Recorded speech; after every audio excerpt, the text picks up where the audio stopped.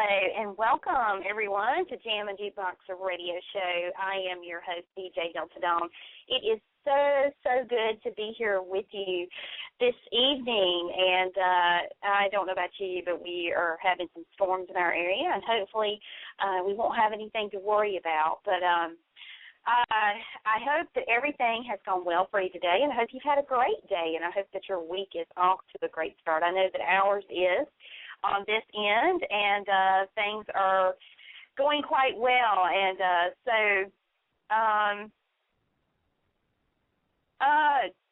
in any event, I'm sorry, I was just getting an email that just popped up, and it's from our guest tonight. Our guest, he is phenomenal. He is a singer-songwriter, and he's actually been on the music scene since the mid-'90s. And currently, he has a new album out called Reality, and we are going to be calling him momentarily.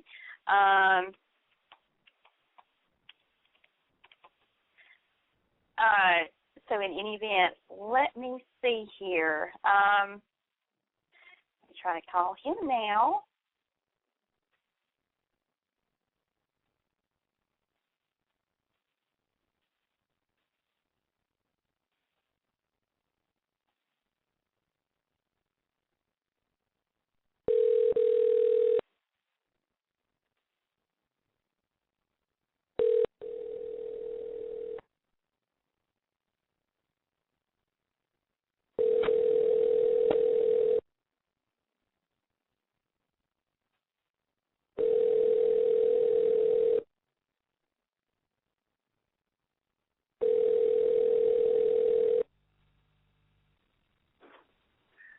Hello? Hi, John. This is Dawn with Jammin Jukebox. How are you? Hey, good, Dawn. How are you? I'm good. I want to apologize. I realized right at the time the show was going live that I had given the publicist the wrong phone number. I'm so incredibly sorry. It was a mistake on my part. But I'm so glad that you emailed me, and we have you on the line. And so I just want to say a huge thank you for being our guest tonight. It is such an honor. Oh, thank you so much. Yeah, I'm honored to be here. Well, I run more than one radio show, and that's never happened, honestly. I guess it's bound to happen at some point. But anyway, it's just one of those things, and I'm so glad that I was able to connect to you. So thank you for emailing me. I am just amazed by your sound and your talent. I must tell you right out the gate. I've listened to your music, and it is so good, and it's no wonder that you've been around doing a lot of the great things that you've been doing since you got started in this business, in the 90s. So talk a little bit about kind of what led you to the music scene. Well, I've always had a love for it, even when I was too young to realize I was a musician yet. I was a huge fan of music, always listening. And, ever since I was a little kid, I got a tiny little transistor radio, and I used to listen to the radio all the time. And I was so influenced by it. As I grew up, my friends would go to go play video games while I was off at the record store buying records, right? So, it was just my sanctuary, I guess, to listen to so many of these great artists, and I was, learning about music and learning about writing music before I even knew it. I was very in tune to all of the different instruments, not just listening to the vocals and the lyrics, but I'd hear an interesting bass line or an interesting drum groove, and those would always, grab me. And so I started I started playing trombone when I was, I guess, around 12, and then when I was 17, I started singing in a band in high school. We performed at a variety show, and I guess that just sort of launched everything. From there, when I went up to college, I started another band, and that was my music education. So I later learned how to, taught myself how to play guitar and keyboards and bass and drums and everything else that I could, just as a way to, well, one, because I really enjoyed it, but secondly, so I had some tools for getting my songs out. At first it was difficult to convey my ideas to the guitarist and other people in the band as I was writing. So, so that's sort of the genesis of it all. Well, and that's quite interesting because, myself, I can relate. I'm not a musician, but I love music, and I just know that, when you develop a deep love for music at such a young age, it kind of gets in your blood and stays with you. Even if you go off and do other things, it's still kind of there. And so it's just amazing how, you kind of evolved into this, and you've released, quite a few albums, and you've had so much success. I mean, you're not just a fly-by-night story. You've really, really done a lot of great things on the music scene. Yeah, thanks. Well, the LA Music Awards have been kind to me on my last couple of albums. They've definitely recognized me for some nominations and awards that I've won with them, which is great. A lot of notoriety with the reviews, and Music Connection made me top 100 artist a couple of years ago. So, I'm really excited about the new release, and things are moving pretty quickly. Of course, I think I would like even more success. We're trying to get songs placed and film and TV, et cetera. So that's a lot of hard work. And I actually have a day job as well, so it's pretty it's daunting to juggle both careers. And it's hard because I understand the whole day job thing. I wish this were my day job, but it's very difficult when you go to your day job and you're sitting there thinking of a song that maybe comes to you and you think, gosh, I need to be home writing this right now. It's a very daunting task indeed, especially when you're having to kind of put your passion on hold until you get home. And so it's very much a balance. But one of the things I wanted to mention for the listeners is the LA Music Awards that you spoke of. I kind of want to let them know the things that you've been nominated for. You were nominated for the 2013 Los Angeles Music Awards Hot AC Artist of the Year and the Hot AC Album of the Year. And you're also a past Los Angeles Music Award recipient, winning the Hot AC Album of the Year in 2009 for your critically acclaimed Lost in the Pages, which was released on Australian label Blue Pie Records. I mean, that's no small feat. I mean, anytime you can get an award for your work that you're so passionate about, I mean, that just kind of maybe comes full circle in a way, would it not? Sure. I mean, excuse me, it's definitely good to get recognized for something you really believe in. And the thing is, with LA Music Awards, I didn't find them; they found me. For that particular award show, they take thousands of submissions for independent artists that are interested in getting reviewed and hopefully nominated.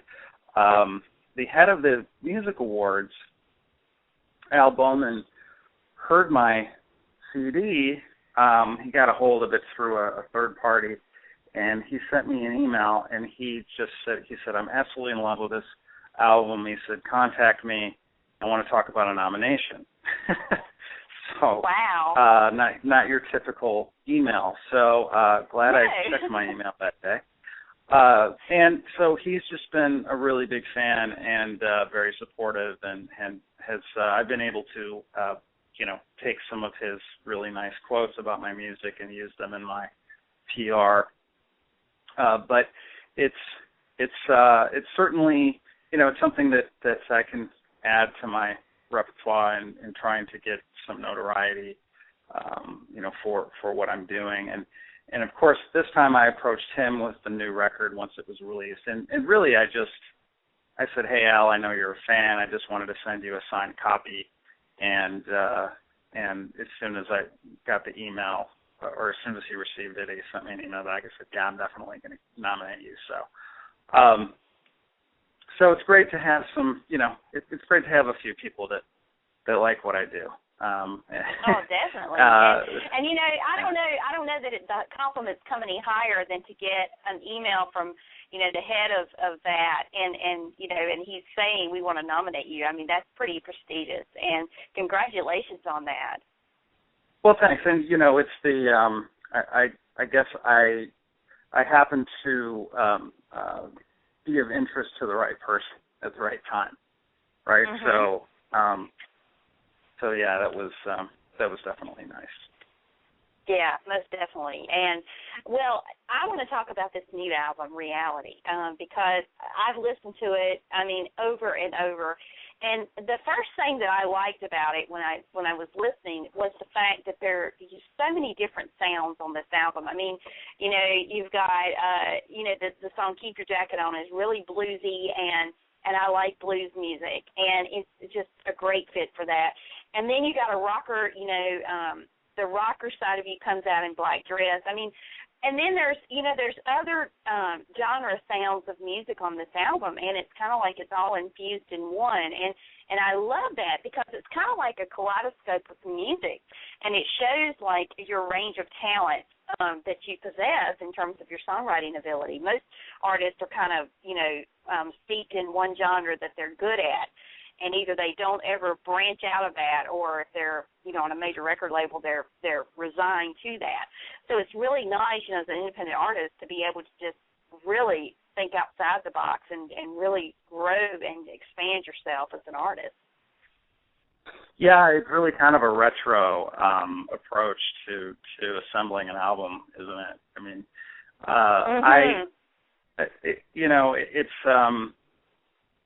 albums have been put into a box for a long time now, and I've never been about that. Now, had I been on a major label, certainly I would have had to make a lot of changes.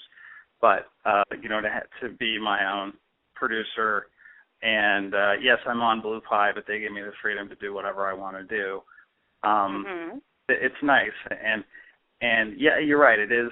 I you know, I think of the old Beatles albums, and then, you know, what they influenced in sort of the 70s, whereas they took you on an adventure, and there were different highs and lows, and different colors and textures, and stories, and dark and bright, and it's just really, for me, it's if I come up with an idea that I like, and you know, we're all influenced by so many things. So I come up with an idea that I like, I just go with it. And you know, if I'm not thinking, well, I'm not writing for a certain band, I'm not writing for a certain sound, I can just let a stream of consciousness take me to wherever it takes me. And so it's just about as organic as it can get, and that's really, really enjoyable. And I'm not taking anything away from some of the current artists, but you know, I get to the third or fourth song and I feel like I just heard it. So that's just an unfortunate thing about the marketing, I think, of music nowadays, is it is all just, you know, it's sort of in a box, as you say. It really is, and like you say, I agree with you. They're not to take anything away from the artists who are, you know, they're hardworking in their own way, but when they're, you know, when a major record label kind of dictates what kind of music you're going to put out based on, you know, record sales and society and what that is the driving force a lot of times, it's so refreshing to get an album like yours where you don't have any of those restrictions put on you. And for me, the listener, you know, it's like you say, it's a musical journey that, you know, we get to take as we listen, you know, from the first song to the last song. And you know, that has really become lost on music in today's world, because you just don't hear that anymore. And a lot of indies, I love the fact that, you know, are trying to go back, if you will, and bring some of that, you know, not necessarily the sound, but some of the way records used to be made back into, you know, current day. I mean, my kids, I have children that, you know, are in their teens, and they don't know what it's like to listen to good music from yesterday, you know, from 2 decades ago, because what they have today to listen to is just so rote. And so it's a great education for the younger generation who really has missed out because of the change in music as a whole. Yeah, I wonder about that. I was at I had some newfound faith in the youth, I guess you could say, as a listener. I was at Paul McCartney 2 weeks ago. He performed here in New York, and first time I'd actually seen him, believe it or not. But I'd always wanted to. I finally did. And you wouldn't believe how many parents brought their kids to this show. Oh, yeah. And behind me, there was a young girl with her father, and they were singing along. She knew the words to every song. I couldn't believe it. And I thought, wow. And I said to him, I said, good for you, bonding with your daughter over the Beatles. That's some good work. I don't know how many parents would be successful with that, but then a friend of mine also went and he said, oh, yeah, he said, I brought my daughter. She loves it. So, it's, I think, great music transcends all generations. There's timeless music.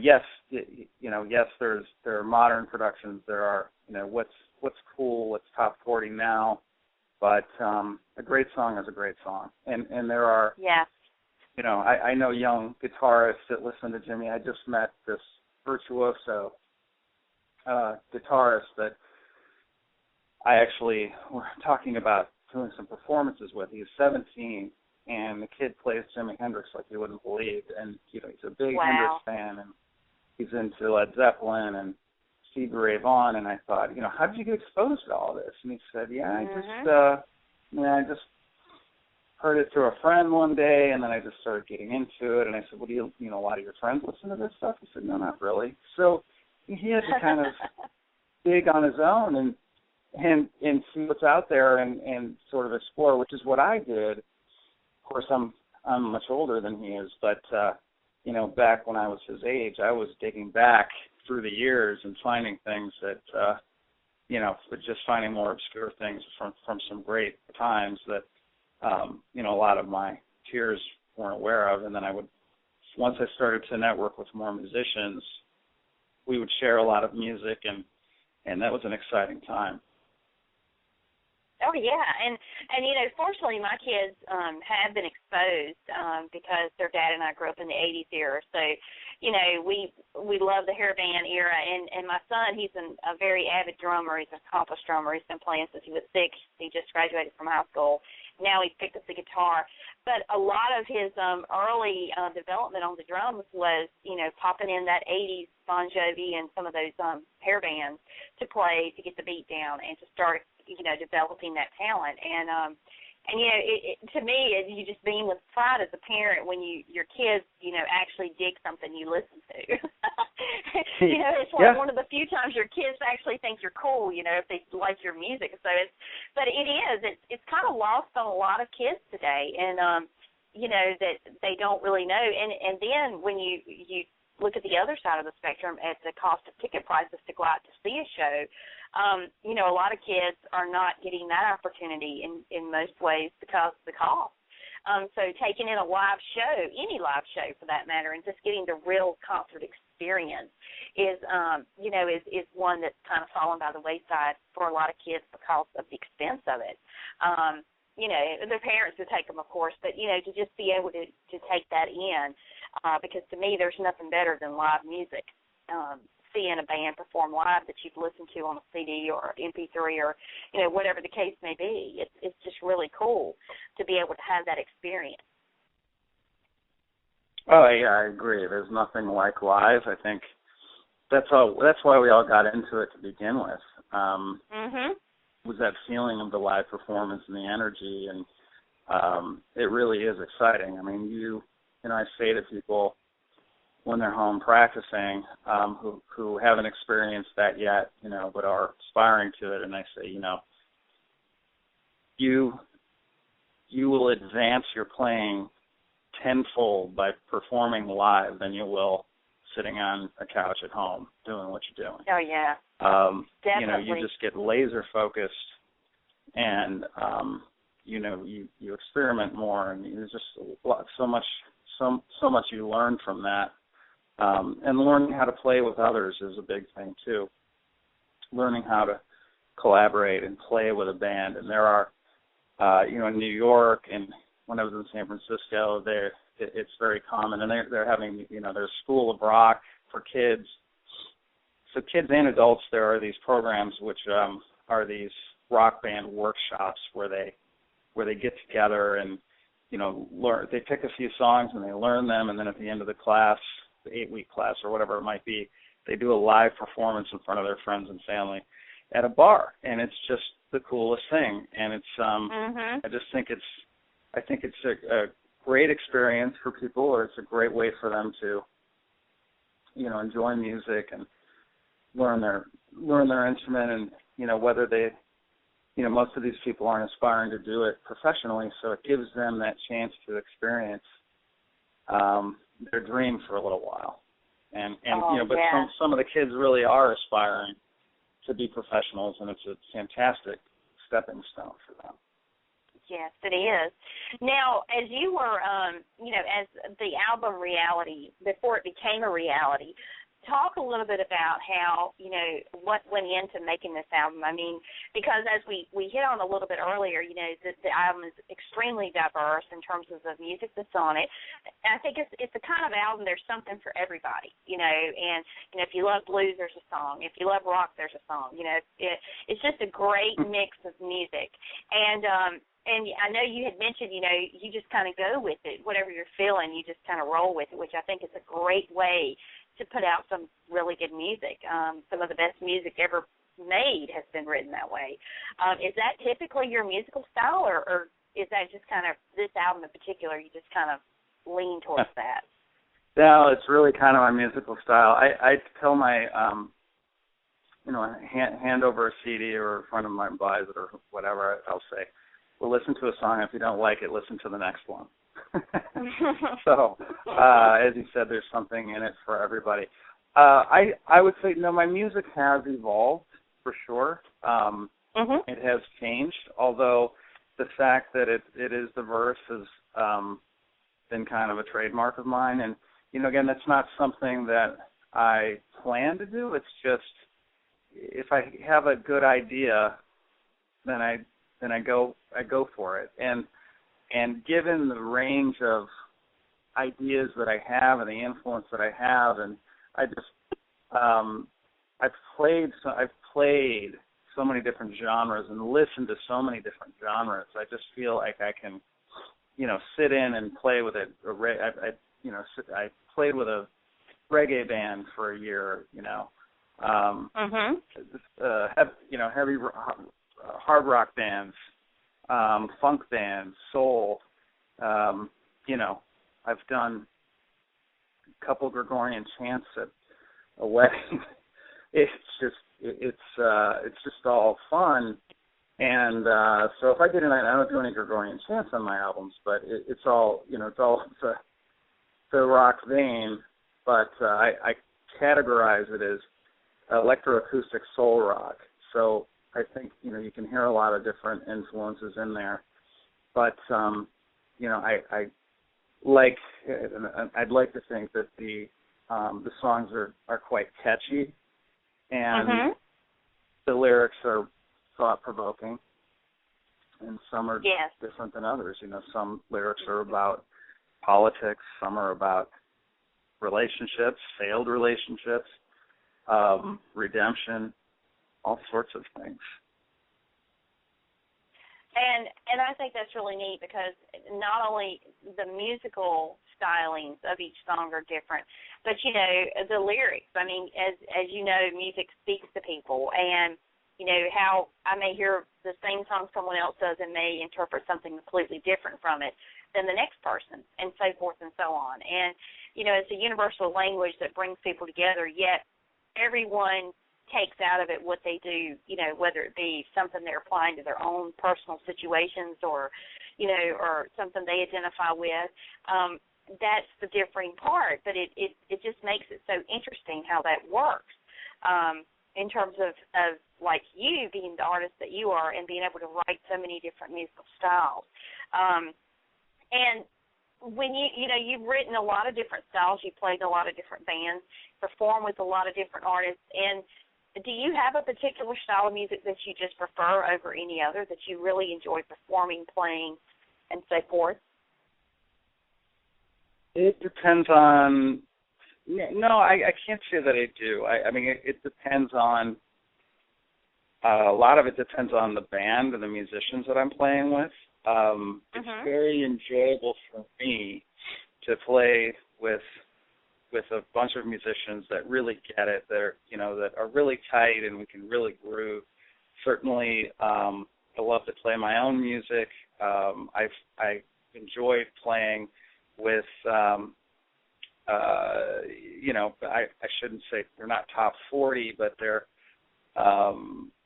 party bands, cover bands that play a lot of familiar type of music, but it's still, 4-piece rock band, maybe adding a keyboardist. I've played with some funk bands. That's a lot of fun. I haven't done that in a little while. It's all fun. It's all, and it all challenges me in different ways. It challenges my vocal range. I enjoy, sitting on a stool with my lead guitarist. We're both playing an acoustic guitar and singing that way. That has its, intimacy with the crowd that I enjoy. And so I can't say that I gravitate to one style, but that, I think it's more about the people that I play with and what we can do with it. And I would say that what makes music very enjoyable for me, regardless of the genre, is something that allows me to be expressive and be in the moment. And I don't like to sing the same song, or I don't like to sing one song the same way twice. It's always a little bit different. So there's a little bit of improvisation with everything that I do, and that's what makes it fun. Well, and because gosh, you could never get bored with that style. Being able to just kind of put a different spin on it every time you perform it, which really, I guess, continues to expand your creativity over and over again in terms of what you're able to do with the song. And that, I think that's awesome. And I imagine when fans go out to see you live, that's a real treat for fans to be able to see that sort of, dynamic on the stage that they've already gotten to experience, on the record when they've listened to it. So to be able to see it live is it takes everything to a whole different level. And, that's just, that's one of the things I love about live music. Yes, and it's different than the record. And anytime I assemble a band, in the last band I put together, when I finished Lost in the Pages, I said to each member of the band, I want you to play this your way. And so they kind of went with that. And some were playing more just the way the songs are written. Some kind of took in it. And if I had to pull back the reins a little bit, then I would. But it sort of, it brought on a life of its own, these songs with these new guys, and it was really fun.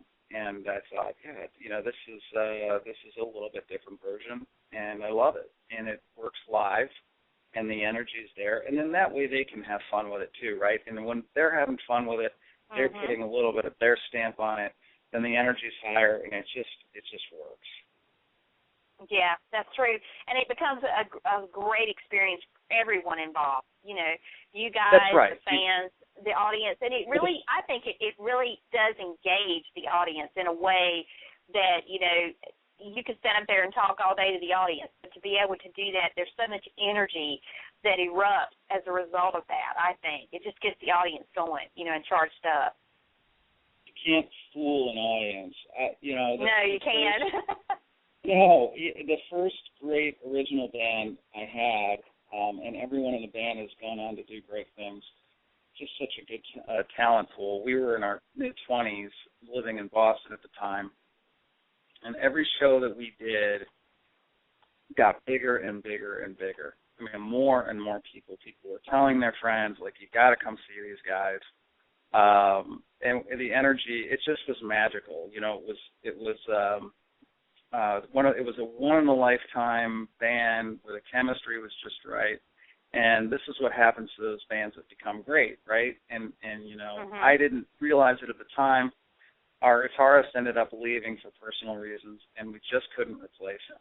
and no matter how talented a guitarist was that we found, it just was never the same.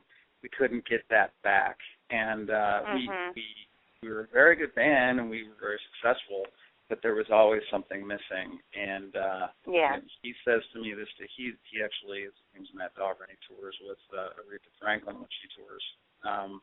He's a phenomenal musician, but he said to me recently, he said, I never should have left that band. I say, no, you did it for a reason. Everything happens for a reason. Don't worry about it. That's true. That's true. And he, like, for all these years, he was apologizing for it. I'm sorry that I left that band.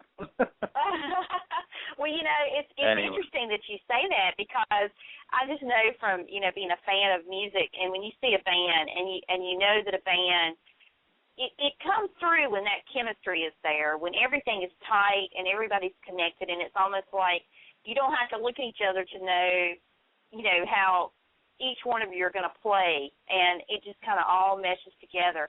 And you're right, you can't fool an audience. And the audience, I think, sometimes can sense that when that element is missing.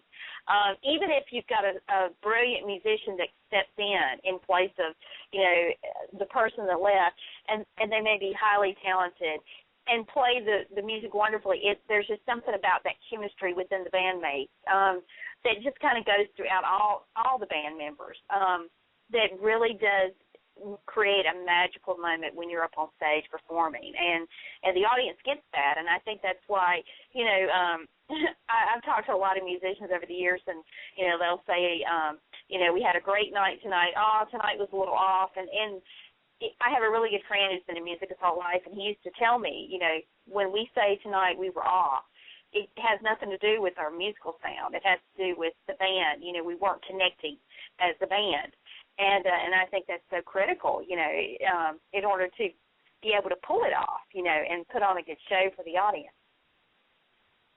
Yeah, there are times when you have an off night, and I've had many an off night, or a band that's had an off night, and the crowd comes and says, "Oh my gosh, you guys were great," and because they don't see the problems that we have, and we're our own worst critic, but if we're really on, and they were to see us really on versus that night, then they would see the difference. But when they're that particular night, it's hard to fake it. That's for sure. Oh yeah. Well, I must tell you, I'm so excited about your album. I love your music. It is really good. I mean, I'm rooting for you on your nominations. Now, have they actually had the awards of the Los Angeles Awards as of yet? I meant to ask you that earlier. They happen in November, so I won't know until. So they happen in sorry. November. Okay. October. So I'll be making a trip out to Los Angeles in October. Well, we are definitely going to be rooting for you. Thank you. That's really nice of you, Dawn. Thank you so much. I really appreciate that. Well, and another thing I want to ask you on that, is that the type of awards where fans can actually, go to a link and vote for you, or is that just an internal thing where the organization selects the winners? So I guess in the past it's just been ballot voting, so people vote right at the particular show. So it's all internal ballots and not online, and their feeling is it's more fair. There are roughly 5 nominees for each category. Wow. And so, but I think what they've done, if I'm not mistaken, is they've added in some online, but they've also added a panel. So the panel votes and can influence the results as well. So I have a panel of judges from from renowned music magazines like Music Connection, just people who in the music industry who will come and make and give their opinions. Well, I'm actually looking at the LA Music Awards site now. .net, by the way, for anyone listening that wants to go to the site and check out all the nominees. it's really a big deal. I mean, this is not just some fly-by-night little award thing. I mean, this is a big deal. So, and we definitely are going to be keeping our fingers crossed and really rooting for you, hoping that you win. That would be completely awesome. So please keep us updated. And if, there is any voting to be done by fans, please let us know. We will promote it. So, thank you so much. Wish you the very best with that. I mean, that is very, very exciting. So to know.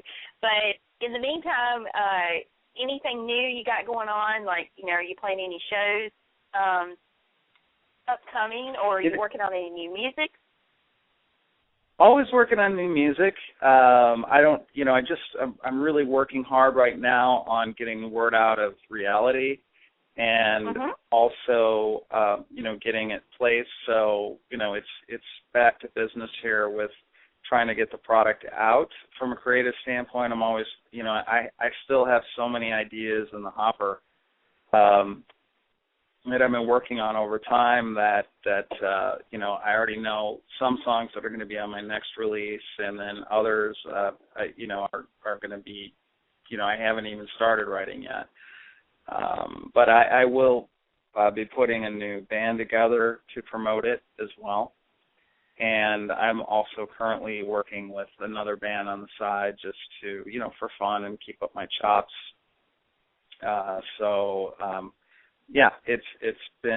It's a busy time with that in my career and having fun in New York City. There's a lot going on.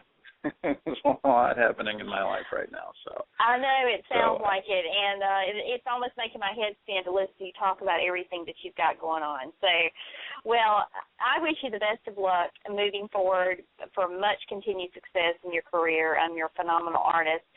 Love your music, as I said, and I know we're going to be hearing a lot more from you moving forward, and wish you the very best on this LA Music Awards coming up as well, because, to win that, to be a nominee out of the thousands, that's got to open an incredible amount of doors for you, but to win, it will as well, and that's given. So we definitely will be keeping our fingers crossed for you and wish you the very best with that.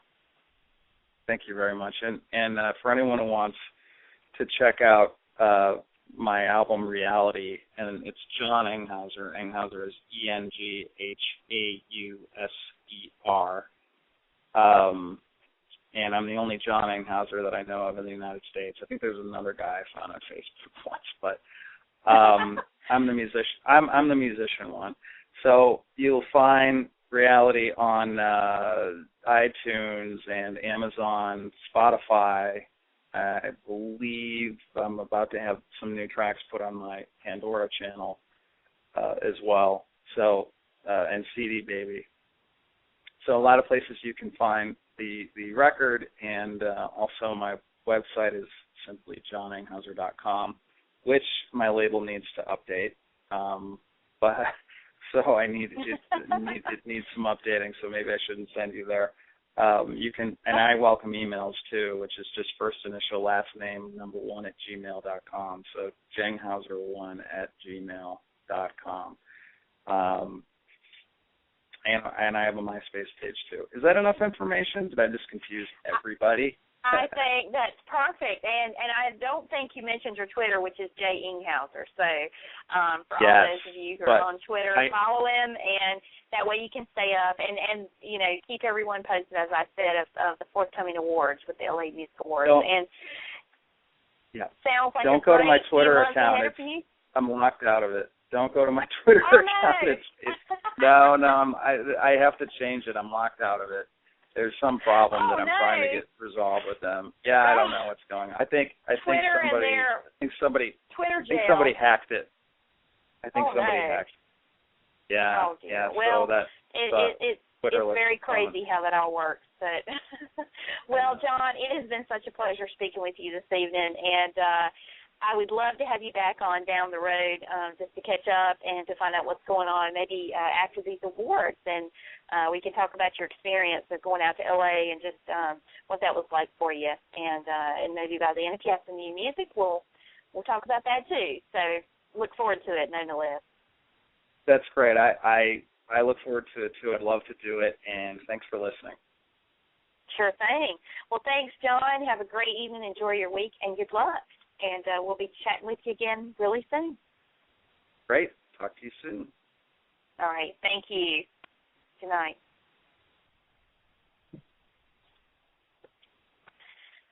Oh, we've been speaking with singer-songwriter John-Enghauser, and he is quite talented. What an enjoyable conversation we had over the last 30, 40 minutes or so.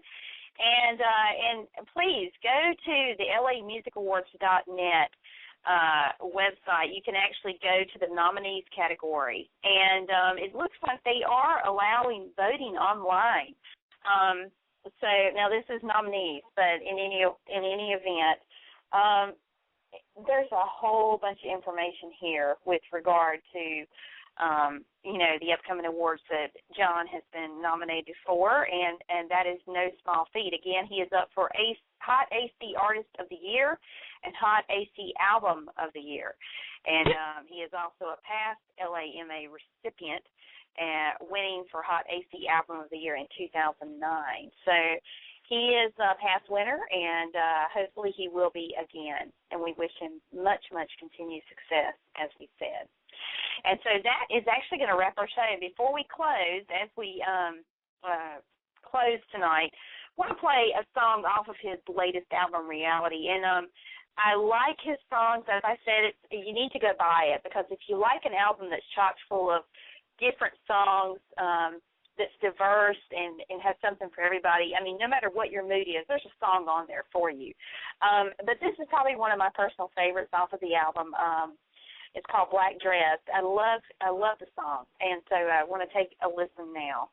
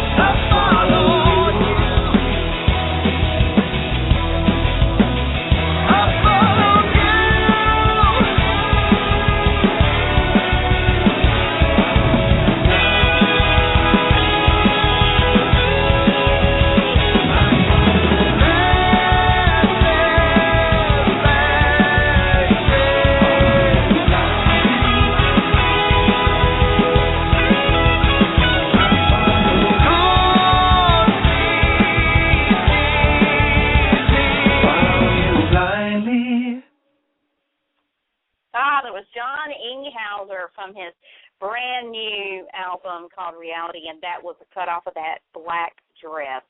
And we want to, again, say a huge thank you to John for being our special guest this evening, and thank you to all of you for tuning in. And before we let you go, I want to make an announcement. We have actually started a second music show. Our primary music show here, Jammin Jukebox radio show, features the music and interviews of indie music artists.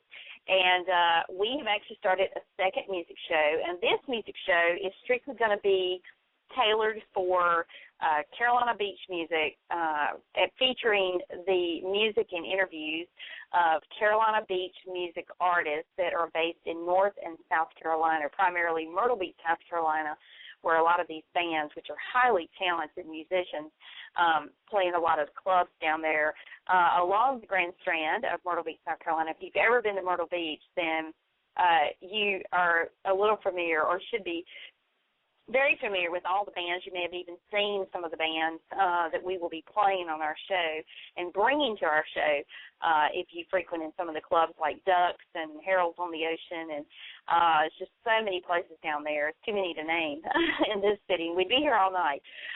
But in any event, great place to be. If you've ever been there on vacation, then you know what a neat place it is. It's my favorite beach, and I'm glad that it's so close to where I live because although I don't get there as often as I'd like, definitely I love to go when I do get there. So we are actually going to be, we started our show last Saturday night, and we will be bringing it back to you this Saturday night. We will be doing a show called Beach Music Blast, and it'll be a couple hours of some of the best Carolina Beach music. And so we hope that you'll join us for that. The show starts at 7 p.m. Eastern. Tomorrow night, we have an interview on that show, our very first interview, with a band called Too Much Sylvia. And, gosh, they've got a great song right now that is just burning up the beach music charts. And so they are actually going to be our guest starting at 7 p.m. And just look for the links. Our Twitter for that show is Beach Party Radio. And just follow us on that if you'd like. And to stay up on all the artists that we will be bringing to our show, as well as when we will be featuring music and doing our music show. And so we're very, very excited about this new venture. And we hope that you'll check it out. So with that is going to wrap our show for this evening, folks. Again, it's always a pleasure to be here with you. Thanks again to john-enghauser for being our special guest, and thanks to all of you for being here with us as well tonight. So have a great night all, and we'll be back here again real soon. Take care. Good night. Thanks for listening to tonight's show. You can connect with Jammin Jukebox Radio Show on Twitter at Jammin Jukebox or on Facebook at Jammin Jukebox Radio Show. Check out our website at thejamminjukebox.com. Also, follow us on Blog Talk, where you will be always up to date on every episode as we add it. Each episode is available for immediate download upon the conclusion of each broadcast, and as always, on iTunes. Thank you for joining us.